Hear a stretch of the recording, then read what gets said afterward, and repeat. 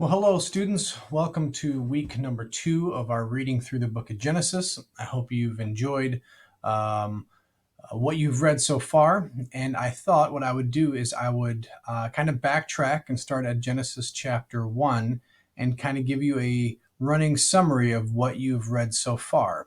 And I will bring up this little chart here that I made to kind of help you through that.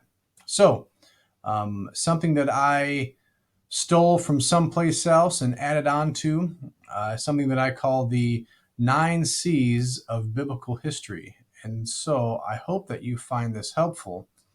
And so here we go. Okay, so by now, I think this is week 2, so you should be finishing chapter 14 and then moving on through chapter like 24 or something like that. Okay, so let's just backtrack just for a moment and talk about what you have read already. So the 9 C's of biblical history: creation, corruption, catastrophe, confusion, chosen people, Christ, cross, church, consummation. We're going to be focusing on just these right here. You can see numbers 1 all the way through 5 are having to do with Genesis. So you've covered a lot of history already. The creation of everything. God created a perfect world perfectly. And then God creates human beings perfect and good, and that's Genesis 1 and 2.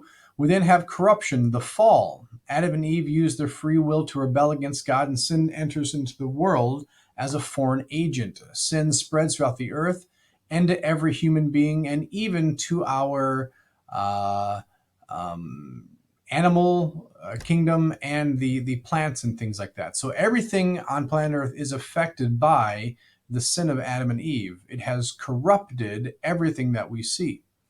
Well, that corruption gets so bad that God sends a catastrophic event, the flood. Because of man's sinfulness, God sends a flood killing all humans except Noah's family.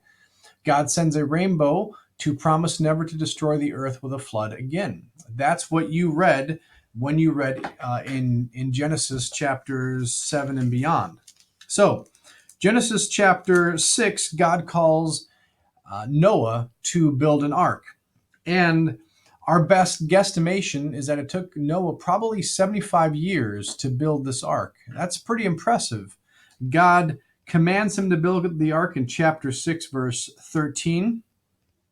And he does. And it takes a long time for him to build this. 75 years building this ark. And then God finally sends the rain.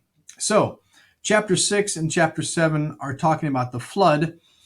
We see that God makes a covenant with Noah, and Noah's to take 2 kind of every animal and 7 kind of the clean animal, which eventually they eat and they sacrifice to the Lord.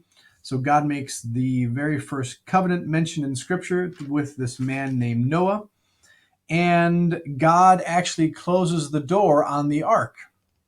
And Noah was 600 years old when he entered the ark. And the ark, the whole ark experience of entering in and then finally actually being able to leave the ark was 377 days. Now just imagine that. We've been in lockdown or something affected by the corona pandemic for a while now. We haven't reached the 377 day mark. But just imagine that, being confined to an ark, 3 levels. It's got plenty of square footage, but you're still stuck on a boat for 377 days. I think this is incredible. So through this time, God floods the earth, and all but this family is destroyed. God settles the ark back down. Noah exits the ark and builds a altar to the Lord and sacrifices to him. And God is pleased with that sacrifice. God sends a rainbow in the sky as a promise, an everlasting promise, and it actually reminds God also, not just us, reminds both parties of the covenant that God would never send a flood on planet Earth again. I find it interesting that the movie 2020, which was about the end of the world destruction because the Mayan calendar ended, Um, it chose the only way possible for the world not to end. Does that make sense? So God has promised that it'll never flood the earth again and end the world like that. And Hollywood chose that as the means to end the world. I find that kind of funny. So Noah, we see his descendants, and then it continues on to chapter 11, which we have the confusion. This is where nations are derived from. Because of man's sinfulness and refusal to spread throughout the earth, God confuses the people by introducing different languages, resulting in different nations. So, after the flood, the three sons of Noah, they populated the earth, and groups of a group of people derived from that, but they refused to spread out, and they wanted to stay in one location, and their community pride was rising so much that they wanted to build a tower, a pyramid, to reach the sky. And God comes down and sees their pride, and as a result confuses their languages.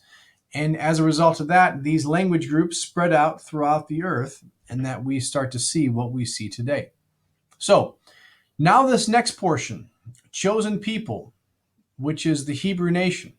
God chooses one man, Abraham, turning him into one nation, the Hebrews, in order to shine the light of God to the rest of the world. These witnesses weren't perfect. God will also give them a promised land.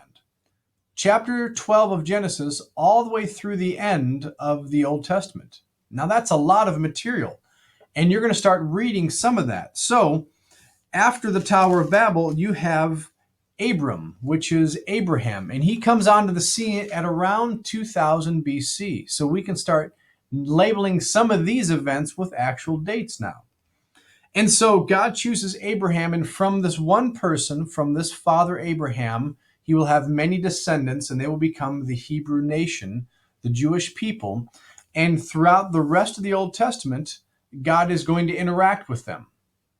You will read how God interacts with Abraham, Isaac, and Jacob, and how Jacob has 12 sons. They become the 12 tribes of Israel.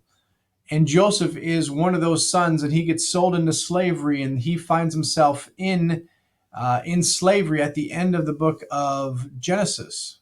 And then, as a result of that, he's able to rescue the rest of the family because he becomes second in command and provides for them during a famine. And so the whole entire family moves down to Egypt, and they are protected for a while until a new Pharaoh comes around that doesn't know Joseph or his descendants, and they enslave them for 430 years. And then God rescues them through the 10 plagues of Egypt and gives them a promised land. But before he gives them a promised land, he gives them the 10 commandments and the law. And that's what we're talking about.